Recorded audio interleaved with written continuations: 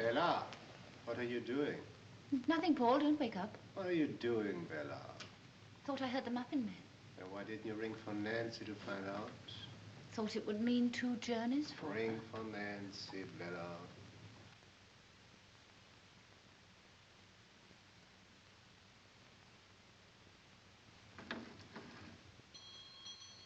What do you suppose the servants are for? To serve us, I suppose, dear. Nancy, I rang the muffin man. Oh, I thought you rang for tea, Mama. I was just bringing it up. Oh, then it's too late for muffins. Not at all, my dear, not at all. Nancy, spread the cloth, lay the tea things, go down and get the muffins, cook the muffins, and bring up the muffins. You see, my dear, it's all quite simple. Light the gas, Nancy. Yes, sir.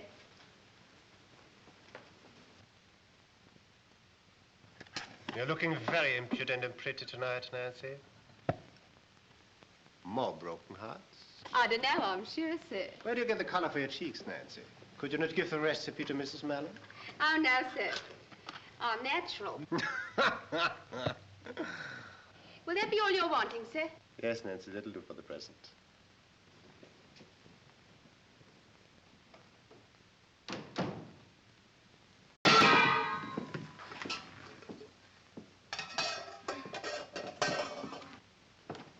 Eavesdropping, Nancy? No, sir. I didn't hear anything, only I was just carrying the muffins and Your mistress is a very unusual woman. Quite strange, you know. You mustn't let things you hear and see in this house upset you. You're a young girl, inexperienced. You are inexperienced, aren't you? Depends how you mean, sir.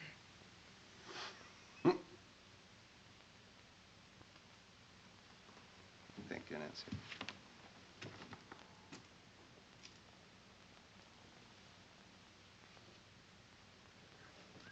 Where the devil are you going, Nancy? I came to see if there were any letters to the post, sir. Are you expecting to meet somebody on your way to the post? Only a gentleman friend, sir? So I suppose. Well, are there any letters, sir? Come in for a moment, will you?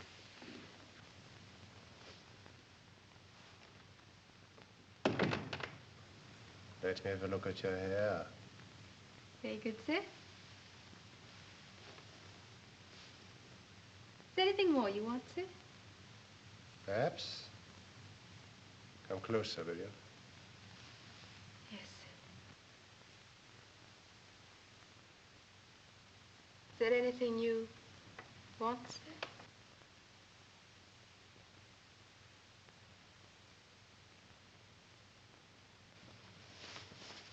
There. Can she do that for you?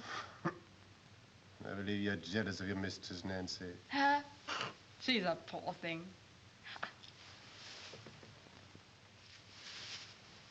That's better than one of her sick headaches, ain't it? Yes, Nancy, I believe it is. You're mine now, aren't you? Because you want me. And do you want me? I've always wanted you. When shall we meet? I'll let you know. Not tonight. No, I have to go out again. Go along now, there's a good girl. Very well. You shall be master for a bit longer.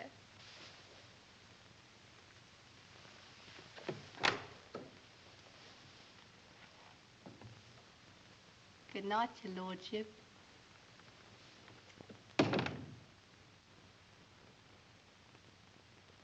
Mm-hmm. Mrs. Mallon is in her room. Yes, sir. I think she's got an headache, sir. Did you ever know a time when Mrs. Mallon did not have a headache, Nancy? Hardly ever, sir. And when is your next evening out, Nancy? Tonight, sir. And where do you usually pass the evenings with your gentleman friends, Nancy? Oh, walking around the square, sir. Or in the park. And perhaps it would be departing too much from tradition if you were to come with me to a music hall. Oh, do you mean it? I always mean what I say. I shall meet you at 7:50 at the corner of the square. You're a rum un. I thought you was never going to do nothing. That'll do, Nancy. Answer the bell.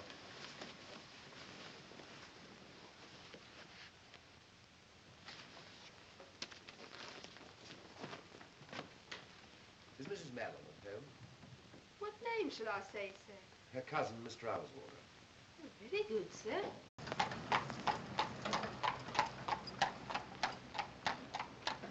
You go straight in, and I'll follow you in a moment. What you gonna do?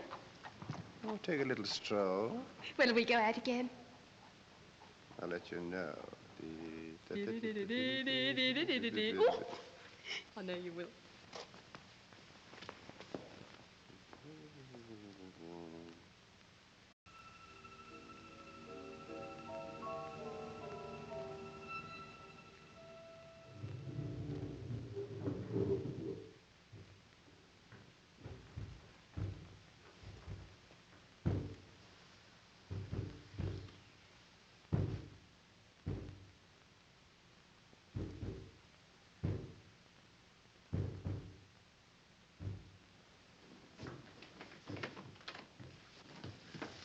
Upstairs, there's someone moving. Elizabeth! Oh, dear, is there no one? It's all right, ma'am. I'm coming. Oh, Elizabeth, there is someone upstairs. Someone moving. There, ma'am. Don't take on so. There isn't anybody in the house, only you and me. You mustn't let yourself imagine things. Come into your room and drink your milk. But I don't imagine things, Elizabeth. It's true. You can hear it. Listen.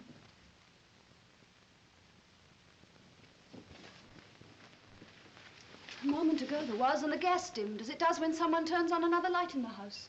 Did you turn on another light, Elizabeth? No, ma'am. There's no one in the house but us. Nancy's out and the master. It did a minute ago.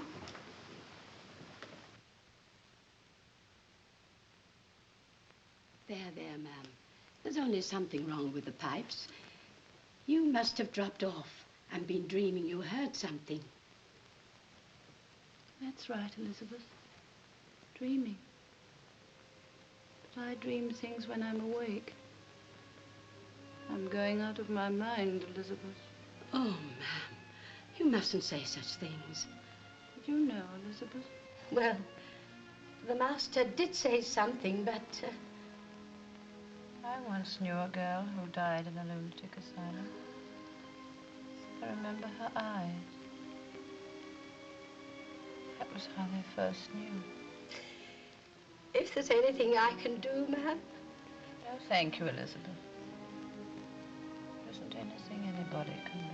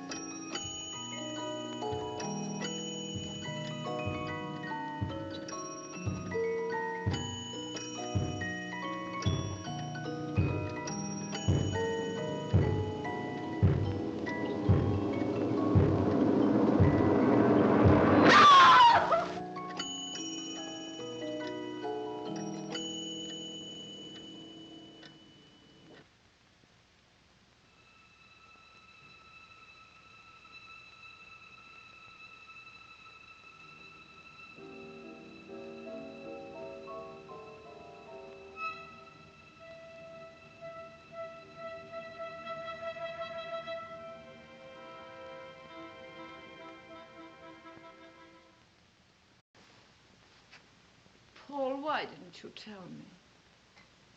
So you did write to him? Right. Against my express orders, you went behind my back and complained to your cousins. But I didn't. I've never written to them. How did he know this address? I don't know. Or that you'd been ill? I don't know. What else did you tell him? Nothing. I never wrote. What lies about me have you told him? Paul, If I had written, which I didn't, do you suppose I'd have said a word to my cousins against my husband? You think I can trust the insane ravings of a mad woman? Paul, don't say that. Your mind is diseased. You are as witless as an animal.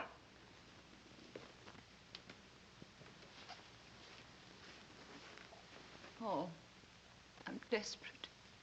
If I do the things you say, then I am going mad. It's when you're angry with me like this that my head aches and my mind gets tired. You must help me, Paul. If you were afflicted, I would be gentle. I should love you more. Let go of my arm. Paul, how can you be so cruel? You used not to be. It's only since we came to this hateful, horrible house that everything's changed. It must be because of that envelope I found. Who was Louis Bauer? There's no such person as Louis Bauer. And why should that have changed our lives? Just a name on an old envelope. There was never even an envelope! That was the beginning of your madness. Then I realized you were a half-witted creature who pried through my desk and my papers. But this is the end. You're not only mad, you are dangerous. You're going to see a doctor, madam. No, Paul. Not a doctor. More than one doctor tomorrow morning. Oh, I'm too tired. Paul, if you ever loved me. I hate you. You are utterly repulsive to me.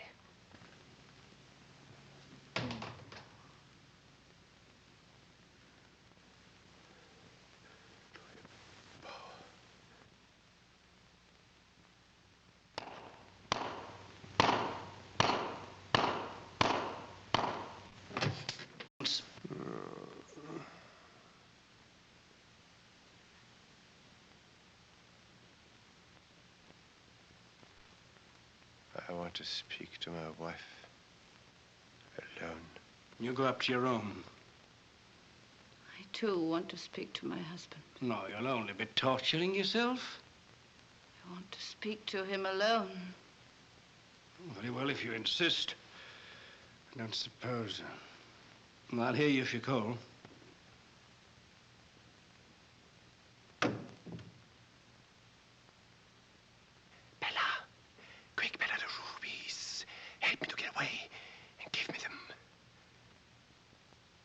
Rubies. How you lusted for them. Look at them. Look. Bella, hurry. Get the knife down the drawer. Cut me free and give them to me. Quick, Bella. Cut the rope here. Take the knife.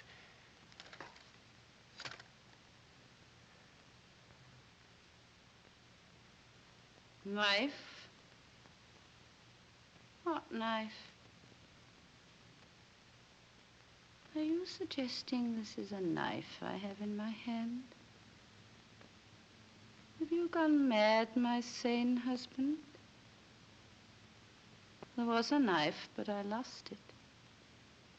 I always hide things away because I'm mad. Bella, what are you saying? Rubies. You killed a woman for them. And me, you tried to kill my mind. You made me mad. Witless as an animal, you said.